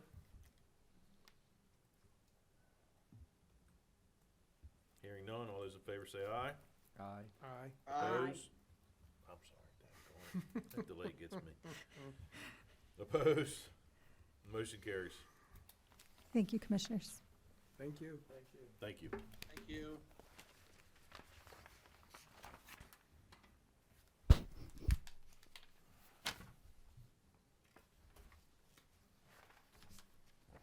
Do we have anybody from department? Yep, they're online. Okay. So that takes us to old business, Department of Parks and Recreation, budget amendment for Calvert County Youth Recreational Opportunity Fund at Ward Farm Recreation and Nature Park. Bob Branham. And Amanda Stillwagon. Thank you, sir. Amanda Stillwagon is going to read the memo. Okay. Good morning, Commissioners. Amanda Stillwagon, Park and Safety Division Chief. I'll read the memo for you for Calvert County Youth Recreational Opportunities Fund at Ward Farm. Background: the Ward Farm Recreation and Nature Park is a multi-purpose capital project that serves as the primary investment site for the state Calvert County Youth Recreational Opportunity Fund, also known as CROF Resources. The amended CROF Development and Capital Renewal application signed March 31st, 2025 reflects the county's multi-year scope for Phase 2 and increases the total estimated project cost to $17,157,424, with $11,422,653 requested in state CROF contributions. The application also documents the county's local match and the extensive list of completed and planned project elements supporting youth recreation. Discussion. Historically, Capital Improvement Project, CIP 207, carried a static CROF revenue placeholder that was not updated to reflect actual state balances or the grant applications submitted annually by the Department of Parks and Recreation. As a result, the revenue and expenditure budgets remained understated relative to the amounts approved or available at the state level. The Department of Finance and Budget and the Department of Parks and Recreation reviewed the state's balance information, recent award documentation, and current obligations to prepare two budget amendments that true the county's budget to the FY 2026 award, as well as the remaining available state balance for this project. Budget Amendment BA 2026-512 adjusts CIP 207 to FY 2026 CROF award, and Budget Amendment 2026-513 trues the remaining CROF balance to the state reported available balance. Approval of both amendments will align the CIP with the state's official CROF balances, reflect the scope and cost elements described in the FY 2025 CROF materials, and ensure the Ward Farm Recreation and Nature Park project progresses with a revenue and expenditure plan consistent with the state documentation. A public hearing was held by the Board of County Commissioners on December 16th, 2025 on the matter. No comments were received, and the public record remained open for 10 days following the hearing. Fiscal impact. Budget Amendment 2026-512, adjust the CIP 207 to reflect the FY 2026 CROF award of $2,042,536, increasing state grant revenue and allocating an equal increase to construction expenditures. Budget Amendment 2026-513 trues the remaining CROF balance to the state reported amount of $3,693,449. This amendment increases state grant revenue and distributes funding to architecture and engineering, $693,449, and construction, $3 million, consistent with the ongoing project components identified in the amended CROF application and multi-year development schedule. The combined impact of BA 2026-5112 and 2026-513 increases the project's state grant revenue by $5,735,985. These amendments update the county's accounting to match state-verified CROF resources and do not affect the county's general fund. Conclusion. Staff recommends that the Board of County Commissioners review the matter and, if appropriate, close the record. The board should then adopt and enact the resolution approving the budget amendments 2026-512 and 2026-513. Thank you. That was a mouthful, huh? Yeah. Yeah, seriously. No wonder Bob I was delegated like- that to you. Yeah, he did. I said to Bob, I was like, do I really have to read it again? I do have a small update for you as well on construction if you're interested. Go ahead. Please. So I just wanted to give you the latest update as pre the snowstorm that we've just had, and we get an update daily from the contractor. So geotextile fabrics in the RC6 was installed in the trenches, and rebar was rebent and prepared for installation into the trenches. All the footers passed the compaction testing, and basically how we left it was the contractor took all of those open trenches with the compacted RC6 and they covered it with plastic to prepare for the upcoming storm. Concrete, of course, has not been poured yet, but that's where we are with construction at this time. And currently today, we have crews out there trying to get access back to the construction site. And we do, I don't know if you guys have been up there recently, but we do have a fenced-in area, the construction trailer, so just getting everything cleared so we can get the contractors back to working as soon as possible. Okay. Very good. Very good. Questions? Commissioner Grasso. Yes, so what you're saying, it sounds like we're on track with this building, even with the snow, and that's great. This budget adjustment, is that about gonna do it financially, to get this thing built, or do you anticipate we're gonna have overruns and may need more money? This budget adjustment will definitely cover the cost of the early voting / community resources building, and we hope that it will fund a large portion of the next item on our list, which will be the maintenance facility. And, any additional costs, we are going to drill a new well at Ward. I can't remember if I presented in front of you guys in December, if I let you know that we were looking into potentially having to have the well replaced. We have 2 wells at Ward. We have a new one that's over in the park section, and then there's an older well that's over kind of in the section of the park that's in front of the farmhouse. And that will feed all, future development on that side. So we just decided to be proactive and get that well replaced now so that it'll be able to support all future growth in the park instead of waiting until we put things in and then having the well fail. So to answer your question, yes, ma'am, we will be able to fund the building in full. That's great, and it's a good idea to be proactive because You don't know what you're going to have in the future, so thank you very much. Yes, ma'am. Commissioner Hart? Nope, I'm good. Commissioner Hance? No, it's going to be a great addition to the park, and thanks Senator Miller again for getting us these funds. Commissioner Cox? Yes, I agree. It's going to be a tremendous support. I think folks are really going to be excited about this new building and the possibilities of it, and restroom facilities right by the field. So that's always a winner for us too. Commissioner Hart will be happy about that. Mm-hmm. Getting ready to say, don't get me started on fast. Listen, I know our poor referees for games. I mean, they had a long hoof up the hill. We did have, portable toilets down there, but nobody really likes those. So this will be great. No, they don't. They don't like them. Especially old men like me that are at those parks. I don't like them. I don't like them either. And my kids play a lot of sports in the parks, and I avoid them at all costs. Better than a tree. Yes. All right, do we have a motion? Yeah. Mr. President, I move that the Board of County Commissioners close the record and adopt and enact a resolution approving budget amendments BA 2026-512 and BA 2026-513. Second. So I have a motion and a second. The Board of County Commissioners close the record and adopt and enact a resolution approving budget amendments BA 2026-000512 and BA 2026-000513. Any discussion?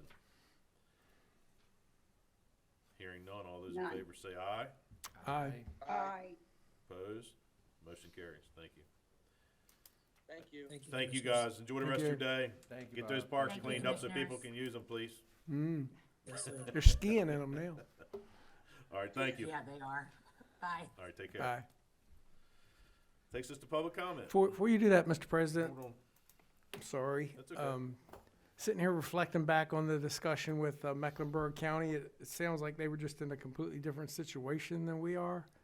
I would make a motion that we retain an on-call data center consultant to help us if and when a project comes through.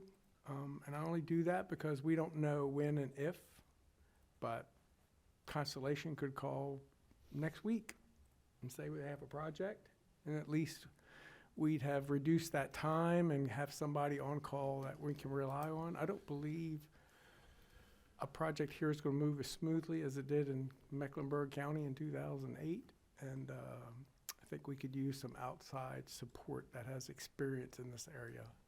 It's a premise for my motion. I second that. So I have a motion and a second to retain an on-call consultant in reference to data center matters. Correct. So- Discussion. Yes, Um, go ahead. I think that's a smart move because I think that we are not experts. But I will agree to this as long as if we do enlist someone, we make it very transparent to the public. If we do decide on, well, let me back up. This will push us forward to decide on someone who can help us and help the public along the way to guide us through this process as we and the public decide what route we're going to take. So I ask that if we do hire someone, that something be put out there for the public to know what we are doing. I want this to be as transparent as possible. I have a Absolutely. question.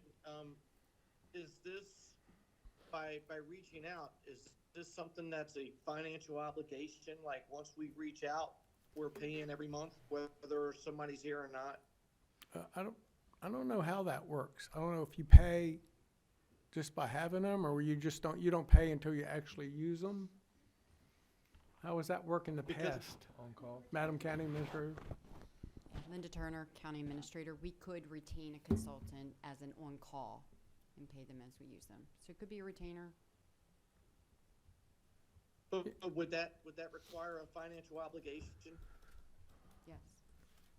Maybe Commissioner Hart, I'm not sure. I'm just trying to plan ahead and be prepared is the purpose for my Right, motion. but if it's not time sensitive to have a financial obligation, and I have no idea what that is, but if we reach out, grab somebody and whatever it is, and it's a year before we even need them, then we spent a year. I mean, are these people that hard to obtain that we have to almost get in line? I mean, or is that just matter of meeting on a Tuesday, voting on it, picking up the phone? So we'd have to approve any budget adjustment for payment, correct? Yes, a budget adjustment would need to go on the agenda. So at that time, Commissioner Hart, we could evaluate how soon we want to bring them on board based on those costs. But at least we'd have somebody, at least have some information and some background, I guess is where I'm trying to get to, because right now, you know, it's just us. Right, but we would start paying right. Well, right away, is we don't know that. We'd have to find that out, Oh. to be honest, So Commissioner Hart. we could procure an expert that we are lacking here in Calvert County government that to supplement us with preparing for the potential of a incoming project. But is that a financial obligation today? Not today. No, not In right the at this future, it's moment. definitely going to be a We- financial Yeah. obligation. We and would it- need, we would Well, need to yeah, request a once you hire them, proposal. I understand, but I didn't know if the motion today means we're obligated to a financial obligation monthly that we may not use for quite some time. No, we would be required to bring it before the commissioners along with a budget adjustment. So what So to I be clear, would, what is the ask today? I guess that's what I'm a little confused. What is the ask? Directing staff. The ask today is just that we go through the process to find someone. Whatever payments are involved. So this is just directing staff to see who's available, Yes, or is this, so that we're not hiring anybody? not today. So once, say, staff finds somebody, would that bring it back to us again for the public to make a decision? Yes. I'm speaking for, We're going to have to make a budget I adjustment. see the Yes, county sir. administrator nodding her head, so I haven't misspoken yet. But today is just to find one. It's not obligating any funds.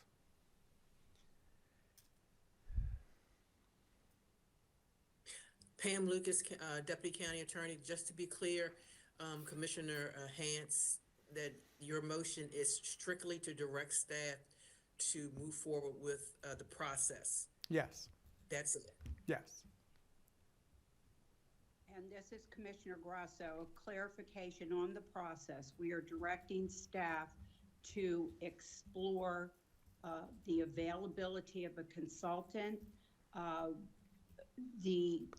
what the fees would be, if we decided as needed, what would that look like? We would get all of that tied up in a bow before we make any decisions, because we will go in front of the public and let the public know what we found for sake of transparency, correct?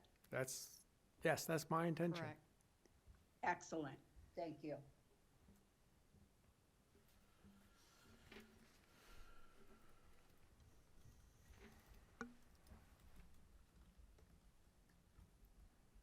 All right, so we have a motion and a second to move forward with exploring retaining a on-call consultant to handle data center matters and negotiations for our county. Sounds good. Discussion. So I'm good as long as this is just basically exploring who's out there, no financial obligation, and then giving us an opportunity to see if we want their services before we're obligated to it. So if this is no financial implications whatsoever and purely exploratory, I'm good. Okay. Commissioner Grasso, do you have any other discussion?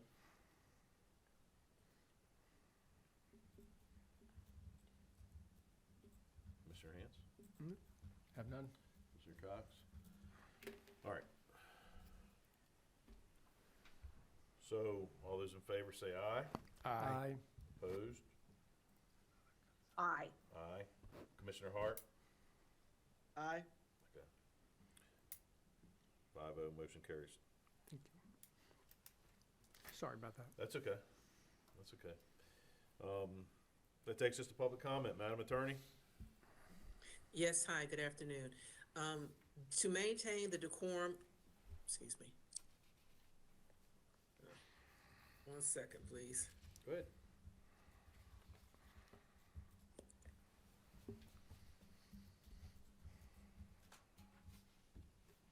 One second, it's difficult working from home.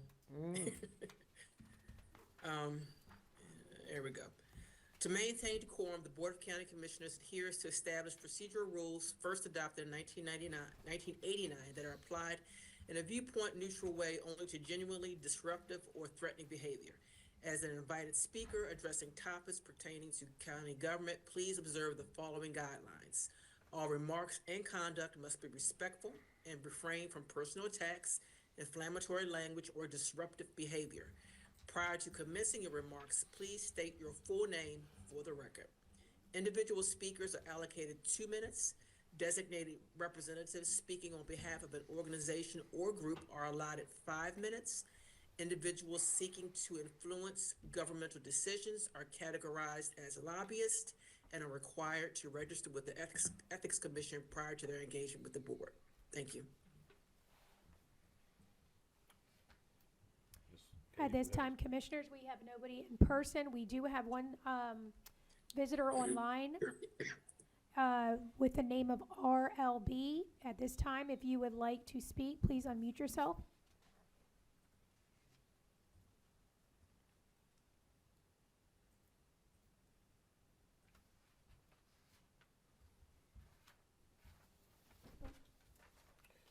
You're good to go. Nobody's Hearing speaking. none, that takes us to Commissioner reports. Thank you. Commissioner Grasso. Okay. Last time we met was the 13th, and the 14th, I went up to Annapolis for the opening of legislative session. I was able to sit in the gallery, and it was a great experience. Gonna have to get the lay of the land. I went around to meet with our representatives and could only track down one, but at least I stopped in every office to let them know I was there. On the 16th, I met with a constituent in Dunkirk. On the 17th, I went to the Rod and Reel for a breakfast that was hosted by the Friends of the Chesapeake Railway Museum. Let me see. Oh, on the 19th, I met with a constituent at the CAB building, was able to address her concerns and also give her a little mini tour. Very impressed with our building. Let me see. Wait 1 minute. Wait 1 minute. I know I had, on the 22nd, I met with a constituent in Prince Frederick and came back up and met with one in North Beach. I wasn't able to go to the ribbon cutting for Beauty Boss in Dunkirk. I had an appointment, but I got out of my first appointment a little early and was able to come up on the end and meet Trish Annis, who owns Beauty Boss in Dunkirk, and welcome her to the neighborhood. And that is it for me. Thank you. Thank you. Commissioner Hart. I just want to say thank you to the amazing road crews out there. That if this wasn't challenging, I don't know what it is. They had to move bricks. I think so many pieces were broke out there, and man, home run of those guys. I had so many people say once again, and I hear it every year, that had to travel out of here. They were like, thank God when they hit Calvert County that they said where they traveled to out of county, they said was nowhere near as good as here. So I just want to say thank you again to them and the SMECO crews that were ready, organized, ready to go. And if I never see ice or snow for the rest of my life, it will not hurt my feelings at all. I hate that stuff, and I hope we don't see any more this year. But once again, thank you to everybody involved. I'm good. Hey, Commissioner Ireland, can I jump back in? You may. Go ahead. Okay, this is Commissioner Grasso again. I was remiss in not saying what Commissioner Hart said. I want you all to know that your county commissioners, your deputy, your administrator, the sheriff, JR and his crew, everyone in this county was in touch with each other on a daily basis to make sure we were keeping Calvert County safe for our constituents to drive the roads, whether our children go back to school or not, whether it was safe for our employees to come into the office. So you all did a tremendous job, and I do thank you as well. Thank you. Commissioner Hance? So I too want to thank staff. They made a very smart decision at the beginning of this storm, since they were calling for ice, to leave that snow on the road. Because if you took that snow off before the ice came, you're in trouble. So that was a very wise move that they made. And, it's back old school. Back in the day, they never pushed the snow till the end of the storm anyhow. But we've gotten into this system now where the snow has got to be taken off the street as soon as it hits. And thank God they made a good decision, and they worked really hard. And as Commissioner Hart said, this is a horrible snow, as you all have found out, to move. When you get snow packed with sleet and then ice on top, it's pretty bad. So they did an amazing job. Haven't heard how much stuff they broke, but I'm sure it wasn't easy on equipment. So again, want to add my thanks. Last week, Thursday, I was in Annapolis at the Tri-County Council meeting. It was a pretty uneventful meeting, other than the delegates that came in to meet and talk about the legislative session. It's not very pretty up there, as anyone can imagine, with the financial budget situation that they're in, election year, when you compound those two things together. And just so you know, the governor released his budget last week, and who would have guessed they were pushing more costs down on us because, they can't afford it. So they just tell us, you pick up those costs. So I asked someone from the governor's office yesterday, I said, where are we supposed to get the money from? It's easy for you. We have nobody to push to. And of course, they don't have a response to that. But the reason I was in touch yesterday is you all may not be aware, there are 4 housing bills in Annapolis that the governor has introduced. We worked really hard, this current board, the last 3 years to reduce density and reduce growth in Calvert County, because that's what we think is best for this county. And the governor has a bill in that would allow people to subdivide lots without local authority. You can just go in, and if your lot's a certain size, you can create 2 more building lots. Doesn't matter what our density requirements are, what our growth regulations are. So we're going to be writing letters opposing this legislation. Another opportunity where the state has seen fit to take away local jurisdiction. They think they know what's best, but we think that we should leave those decisions up to local authorities.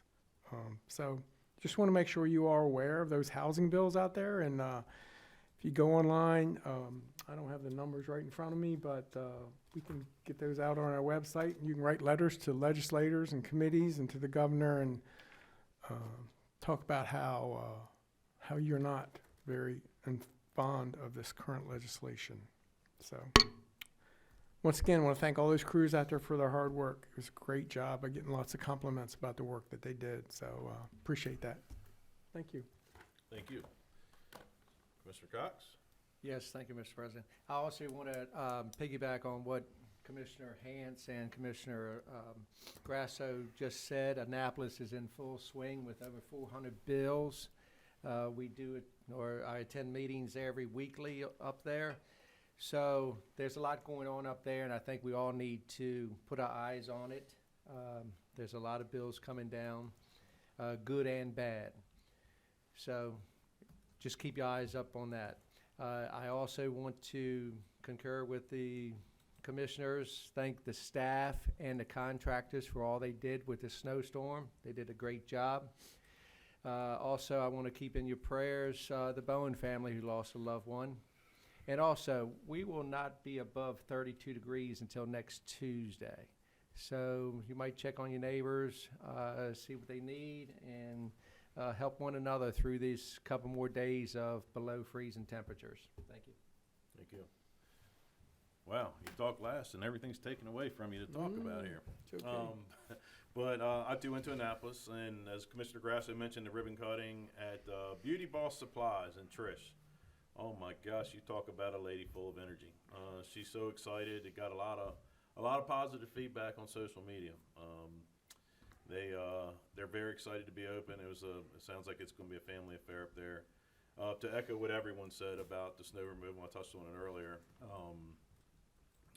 Everybody did a great job. I don't have enough positive to say. I did have several people reach out to me about how can they report if a street hasn't been plowed or something like that, a mailbox or anything else. The phone number that you can reach out to is 410-535-0905, or you can reach out to calvertcountymd.gov/snow to report that as well.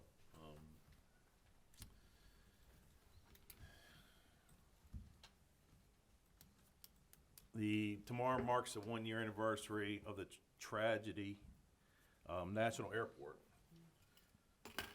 So keep those families in your prayers. Tough times. That's all I have. We had a good day today, a very productive day.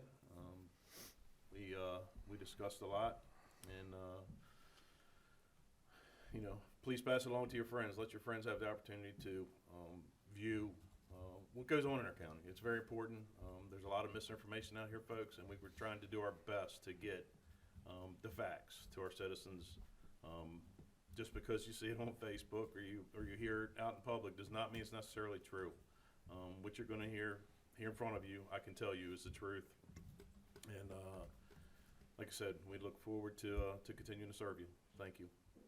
Do you have a motion? Mr. President, I move to recess to executive session pursuant to Section 3-305 of General Provisions Article of the Annotated Code. 1B1I to discuss the appointment, employment, assignment, promotion, discipline, demotion, compensation, removal, resignation, or performance evaluation of appointees, employees, or officials over whom the board has jurisdiction. 2B4 to consider a matter that concerns a proposal for a business or industrial organization to locate, expand, or remain in the state. 3B7 to consult with counsel to obtain legal advice. 4B8 to consult with staff, consultants, or other individuals about pending or potential litigation. Second. So I have a motion and a second to move to executive session. All those in favor say aye. Aye. Opposed? Aye. So going. That technology delay gets me every time. I'm glad I apologize. This is about apology number 3 or 4. But thank you, folks. Enjoy the rest of your day. Have a